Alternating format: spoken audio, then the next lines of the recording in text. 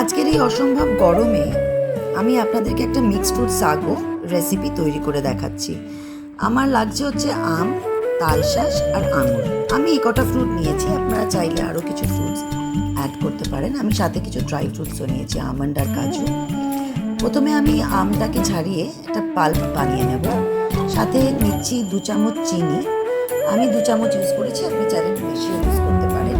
তারপরে আমি একটা পেস্ট বানিয়ে নিলাম, স্মুথ একটা পেস্ট তৈরি হলো।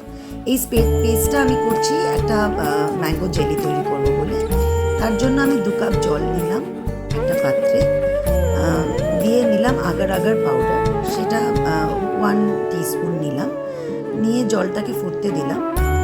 যখন জলটা একটু ফুটে এসছে আমি ওর মধ্যে পাল্পটাকে অ্যাড করলাম, দিয়ে একটু ভালো করে নাড়িয়ে পাল্পটা যখন ভালো করে ফুটে আসবে আমি ওটা একটা কাচের পাত্রে ঢেলে রাখলাম।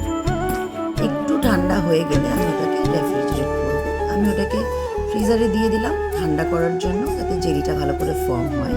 অন্যদিকে অন্য পাত্রে আমি দুধ নিলাম, সাথে নিলাম একটু মিল্ক পাউডার, 1/2 কাপ মতন মিল্ক পাউডার নিলাম, আর 1.5 লিটার দুধ নিয়েছি আমি।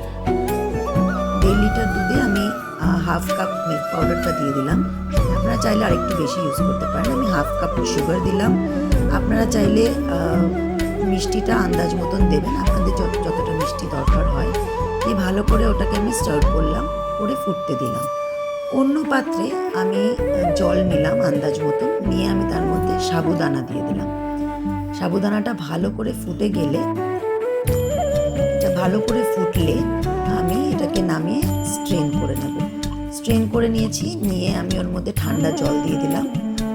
দিয়ে দুধটা এদিকে হয়ে রয়েছে, এবার আমি ওটাতে একটা বড় পাত্রে ঢেলে দিলাম। অন্যদিকে আমি সব ফ্রুটসগুলোকে চপ করে রেখেছি আগের থেকেই, আম, আঙুর, তালশাঁস, কাজু বাদাম আর আমন্ডস। আর আমি ম্যাঙ্গো জেলিটাকে বার করে পিস পিস করে কেটে নিয়েছি। এইবার সাবুদানাটা হয়ে যাওয়ার পরে আমি ওটাকে অ্যাড করে দিলাম দুধে, সাথে আমি জেলিগুলোকে অ্যাড করে দিলাম এক এক করে। এরপরে অ্যাড করলাম ফ্রুটসগুলো, তালশাঁস অ্যাড করলাম, আম অ্যাড করলাম, আর সাথে আমি অ্যাড করলাম হচ্ছে আঙুর। আপনারা চাইলে বেদানাও দিতে পারেন, আমার কাছে ছিল না ওই মুহূর্তে অ্যাভেলেবল, তাই আমি দিতে পারিনি। আপনারা চাইলে অ্যাড করতে পারেন বেদানা। আর এরপরে আমি ড্রাই ফ্রুটসগুলো দিলাম, দিয়ে ভালো করে একটু নাড়িয়ে নিলাম। দিয়ে ঠান্ডা করতে দেওয়ার জন্য আমি ফ্রিজে দিয়ে দিলাম। ঠান্ডা হলো, আমি গ্লাসে এটাকে পরিবেশন করলাম বরফ দিয়ে, এবং উপরে একটু টপিংস দিয়ে দিলাম আমের। আপনারাও চট করে মিক্সড ফ্রুট সাগোটা বানিয়ে ফেলুন এবং তার আনন্দ